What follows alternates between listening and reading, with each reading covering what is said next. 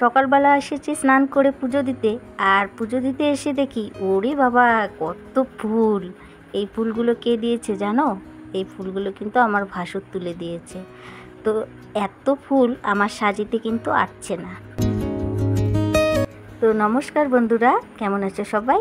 আমি চন্দনা ব্লগে তোমাদের সবাইকে স্বাগত জানাই। আজ কিন্তু এত ফুল দিয়ে সাজিয়ে আমার ঠাকুর ঘরটা একদম কিন্তু অপূর্ব সুন্দর লাগছে। আর দেখো আমার ঠাকুরগুলো কত ভালো লাগছে, এখন একদম মানে ফুলে ফুলে ভরে উঠেছে আমার ঠাকুরের জায়গাটা।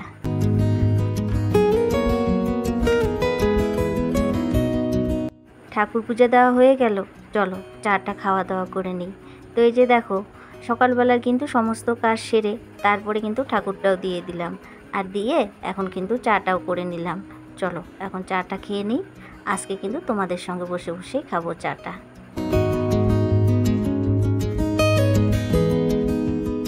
আর দেখো তোমাদের সামনে কিন্তু চাটা খাচ্ছি। আজকে কিন্তু চা পাউরুটি দিয়ে খাচ্ছি। শরীরটা যদিও ভালো না, তো কালকে তো সারাদিন ভিডিও কিছু করতে পারিনি। আজকে কিন্তু তবু একটু মনের জোর দেখিয়ে আর ওষুধের সাহায্যে আজকে কিন্তু তোমাদের সামনে আর কি চলে এসেছি। তো ওই যে দেখো চা খাওয়া দাওয়া হয়ে গেল, তারপরে আর কি স্নান করার সময় অনেকগুলো জামা কাপড় ধুয়েছিলাম, তো সেগুলোই আর কি মেলছি। আজ কিন্তু ওই ছেলেমেয়ের ব্যাগগুলোও ধুয়ে দিয়েছি, কারণ এই ব্যাগগুলো ওরা এখন নেয় না, কারণ ওর বাবা আবার নতুন ব্যাগ এনে দিয়েছে। তো কিন্তু যে ব্যাগের যত্ন আমার ছেলেমেয়ের কি বলি আর, মানে একটা বছরও যায় না একটা ব্যাগ আর কি। তো এর জন্য পুরনো ব্যাগগুলোও ধুয়ে রেখে দিলাম, জানি না কখন আবার এই পুরনো জিনিসটারই দরকার হবে। তো ওই জন্য ধুয়ে ঠুয়ে রেখে দিলাম। আর হলো এই যে বেশ কিছু জামা কাপড় আছে, এখন কিন্তু মেলে দিচ্ছি। আর জানো তো বন্ধুরা কি বলি আর, জামা কাপড় মেলারও এরকম অবস্থা জায়গা পাওয়া যাচ্ছে না, কারণ কালকে হয়েছে বৃষ্টি। তো এদিকে কিন্তু সবারই জামা কাপড় কালকে শুকায়নি, তো আজকে কিন্তু আর কি সবাই তার ভর্তি করে জামা কাপড় মেলে দিয়েছে। জামা কাপড় মেলা হয়ে গেল, চলো এখন ঘরে যাওয়া যাক। ঘরে এসে এই যে তেলটা কিন্তু ঢেলে নিচ্ছি, কারণ এখনই রান্নাঘরে যেতে হবে। ওর বাবা আবার মাছ মাংস নিয়ে এসেছে। ওই যে কালকে আমার শরীর খারাপ ছিল জন্য সেরকম করে খাওয়া দাওয়া হয়নি, তো এর জন্য আজকে মাছ আর মাংস নিয়ে এসেছে। আর মাছ মাংস কেন আনে জানো? দুটোই, কারণ আমি মাংস খাই না, এর জন্যে কিন্তু মাংস আনলে আর কি মাছটাও আনবে, তো এর জন্যই দুটোই রান্না করতে লাগবে। আর আজকে কিন্তু কোনো সবজি রান্না করব না, মাছ আর মাংসই রান্না করব। খুব তাড়াতাড়ি হয়ে যাবে যদিও, কারণ মাছ আর মাংসটা কিন্তু অতি সহজেই হয়ে যায়। সবজি টবজি কাটতে অনেকটাই সময় লাগে, মাছ মাংস রান্না করতে কিন্তু সেই সময়টা লাগে না।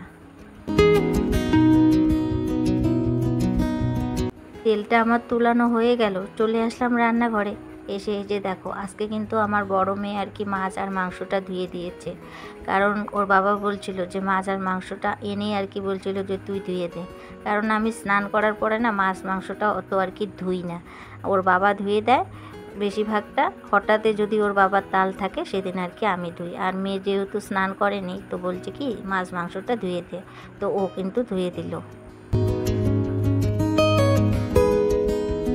আর দেখো তোমাদের সঙ্গে কথা বলতে বলতে আমার কিন্তু মাছ এক খোলা তো হয়েই গেছে, এই যে আর এক খোলা ভাজলেই কমপ্লিট।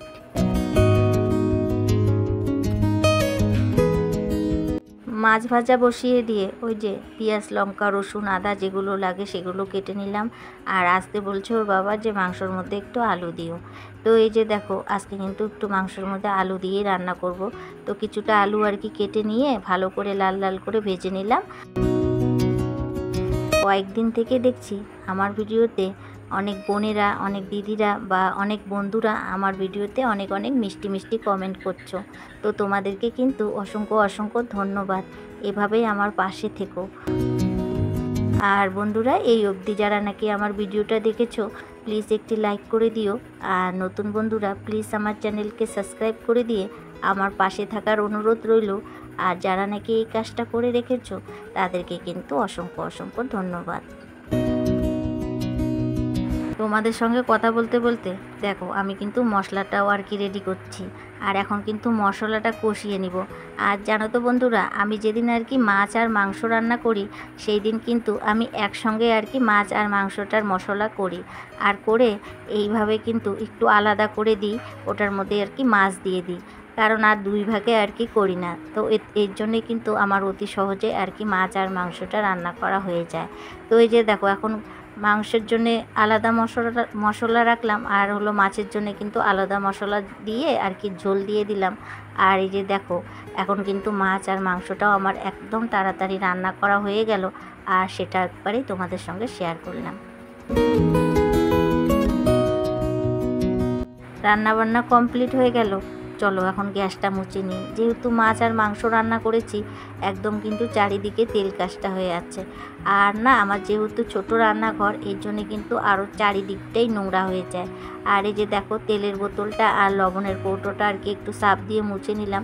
তারপরে এই যে স্টিকারগুলোকেও একটু ভালো করে সার্ফ দিয়ে মুছে নিচ্ছি, না হলে না পুরো তেল কাজটা হয়ে যায়। তো এই যে এরকম অবস্থা। যেদিন একটু নিরামিষ রান্না করা হয় সেদিন যদি না মোছা হয় তাও কোনো ব্যাপার না, আর যেদিন মাছ মাংস রান্না করা হয় সেদিন কিন্তু ওই স্টিকারগুলো কিন্তু ভালো করে সার্ফ দিয়ে মুছে নেওয়া হয়। আর এই যে দেখো তোমাদের সঙ্গে কথা বলতে বলতে এখন কিন্তু এই যে আমার গ্যাসটা মুছলেই আর কি রান্নাঘরের কাজটা কমপ্লিট হয়ে যাবে। আর তোমাদের সঙ্গে কথা বলতে বলতে দেখো আমার কিন্তু গ্যাসটাও মোছা হয়ে গেল। আর দেখো এখন কিন্তু আমার রান্নার জায়গাটা কত সুন্দর লাগছে।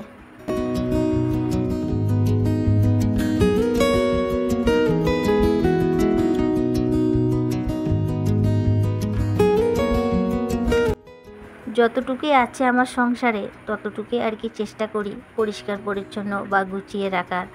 আর তারপরে না ওই যে ওর বাবা, আমার ভাস্তা, আমার ছেলে, আমার মেয়ে, ওদেরকে কিন্তু খেতে দিলাম একটা ঘর মুছে আর কি।